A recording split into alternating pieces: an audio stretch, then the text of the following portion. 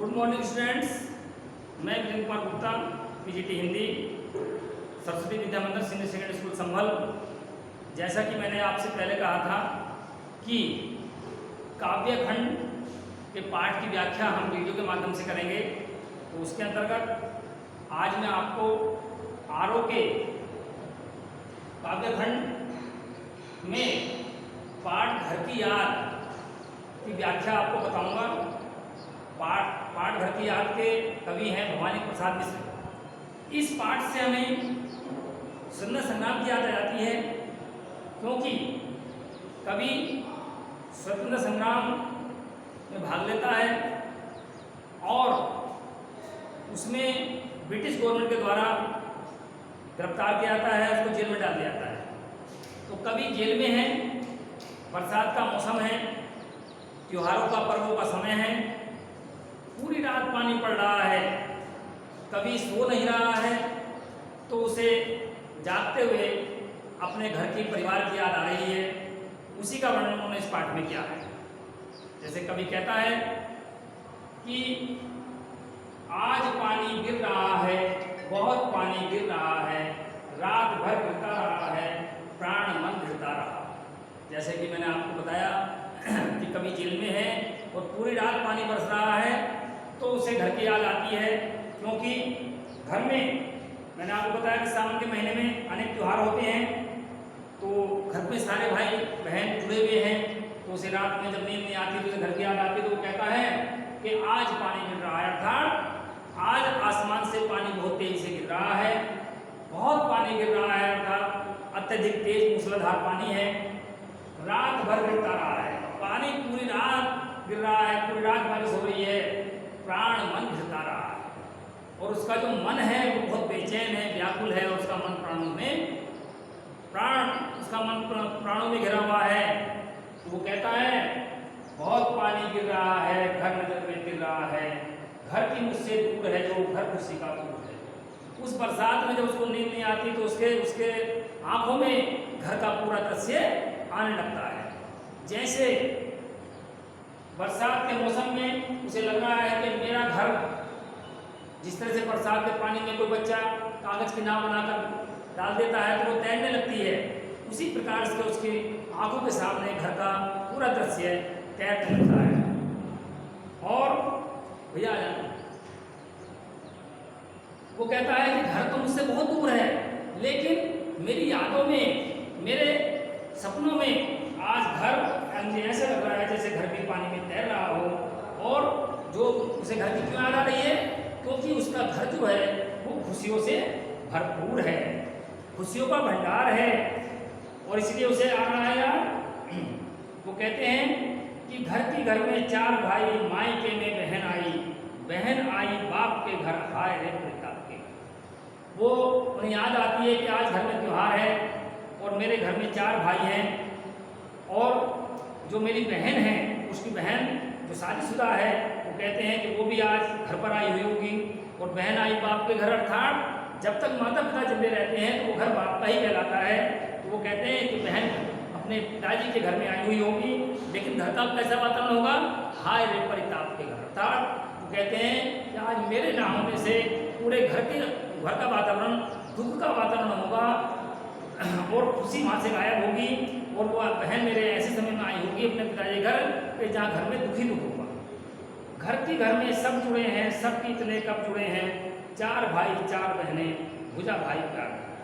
वो कहते हैं कि घर में सब जुड़े हैं, घर जितना परिवार है उनका, माता पिता और सब इतने कब जुड़े हैं कि इतने सारे लोग परिवार में किसी न किसी विशेष अवसर पर जुड़ते हैं।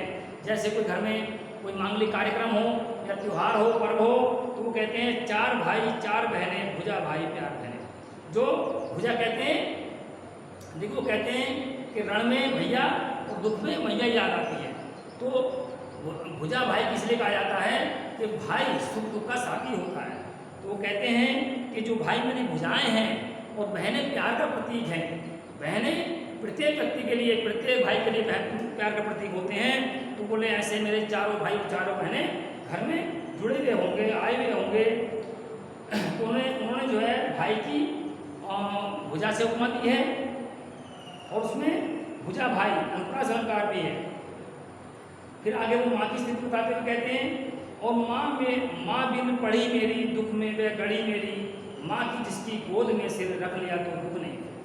वो माँ के विषय में कहते हैं कि माँ की क्या विशेषता है कि मेरी माँ बिना पढ़ी लिखी जरूर है, क्योंकि प्राचीन काल में महिलाएं कम पढ़ती थीं, लेकिन दुख में वह गड़ी मेरी, अर्थात मेरे दुख से वो व्याकुल होगी, बहुत ज़्यादा दुखी होगी। माँ जिसकी गोद में सिर रख लिया तो दुख नहीं। फिर उस माँ की आगाज क्यों कहता है कि माँ एक ऐसी चीज़ है कि कितना ही बड़ा दुख हो और अगर वो उसकी गोद में कोई बेटा जो अपना सिर रख लेता है, वो प्यार से उसे सहलाती है तो सारे दुख दूर हो जाते हैं। माँ जिसकी स्नेह धारा यहाँ तक भी पसारा, उसे लिखना नहीं आता जो कि उसका पत्र पाता। अब वो अपने माँ के प्यार की याद करता है तो वो कहता है कि माँ का प्यार ऐसा होता है कि उसके स्नेह की, प्रेम की जो धारा है, जो प्यार की धारा है, वो मेरे पास यहाँ तक भी आ रही है, यहाँ तक भी पसारा, यहाँ तक भी आ रही है। मैं उसके प्रेम से, माँ के प्रेम से विवल हूँ, भाव विभोर हूँ। उसे लिखना नहीं आता, उसे पत्र लिखना तो नहीं आता है जो कि उसका पत्र पाता, अर्थात उसे पत्र लिखना आता तो मुझे उनका पत्र भी प्राप्त हो जाता। तो आगे वो कहते हैं, पिताजी के बारे में कहते हैं, पिताजी जिनको बुढ़ापा एक क्षण भी नहीं व्यापा, जो अभी भी दौड़ जाएं, जो अभी भी खिलखिलाएं। तो पिताजी की विशेषता बताते हैं कि 4 भाई 4 बहनें होने के बाद भी पिताजी को अभी तक बुढ़ापा नहीं व्यापा है, बुढ़ापा नहीं आया है, वो अभी तक तंदुरुस्त हैं। और कैसे तंदुरुस्त हैं कि उन्हें एक क्षण के लिए भी बुढ़ापा नहीं आया है। अब भी वो दौड़ लगाते हैं और अब भी ऐसी दौड़ लगाते हैं, अगर आप देख लोगे तो वो आप भी हंस पड़ोगे। मौत के आगे न हिचके, शेर के आगे न बिचके, बोल में बादल गरजता, काम में झंझल रसता। और उनकी हिम्मत कैसी, उनका साहस कैसा है कि अगर मौत भी उनके आगे आ जाए तो उसकी परवाह नहीं करते। शेर का मतलब यह है कितना भी बड़ा कार्य हो, कितना भी बड़े से बड़ा, तो वो कभी उससे हिम्मत नहीं हारते, न बिचके हिम्मत नहीं हारते। और उनकी आवाज़ में आज भी बादलों के समान गरज है। काम में झंझल रसता, और काम उनके सामने नतमस्तक होता है, कभी वो काम को अपने ऊपर हावी नहीं होने देते। इसमें वीर रस का व्यक्ति हुई है। अब वो कहते हैं आगे उनके बारे में, आज गीता पाठ करके दंड 100 260 करके, खूब मुदगर हिला लेकर मूठ उनकी मिला ले। और उनके अंदर धार्मिक प्रवृत्ति भी है। कहते हैं कि वो गीता का पाठ भी करते हैं, लेकिन गीता के पाठ के साथ साथ वो व्यायाम भी करते हैं। दंड 260 करके, अर्थात 260 दंड भी लगाते हैं, खूब मुदगर हिला देकर। और व्यायाम के अंदर वो मुदगर को भी घुमाते हैं और मूठ उनकी मिला लेकर। और एक व्यायाम में जो मुदगर होता है, तो व्यायाम के अंतर्गत कुछ लोग उसको मूठ को जो है बैलेंस बनाते हैं, तो वो कहते हैं मूठ को भी मिला लेते हैं। जबकि नीचे आए होंगे, और जब वो गीता का पाठ करके, व्यायाम करके, गीता का पाठ करके नीचे आए होंगे तो नैन चल से छाए होंगे, हाय पानी गिर रहा है, घर नजर में गिर रहा है। उन्होंने कहा कि जिस समय वो ये सब काम करके नीचे आए होंगे तो उन्हें मेरी याद अवश्य आई होगी, और जब उन्हें मेरी याद आई होगी तो उनकी आंखों में आंसू से जल भर आया होगा। हाय घर पानी गिर रहा है, घर नजर में तर रहा है। 4 भाई 4 बहनें, भुजा भाई प्यार बहनें, खेलते या खड़े होंगे, नजर उनको पड़े होंगे।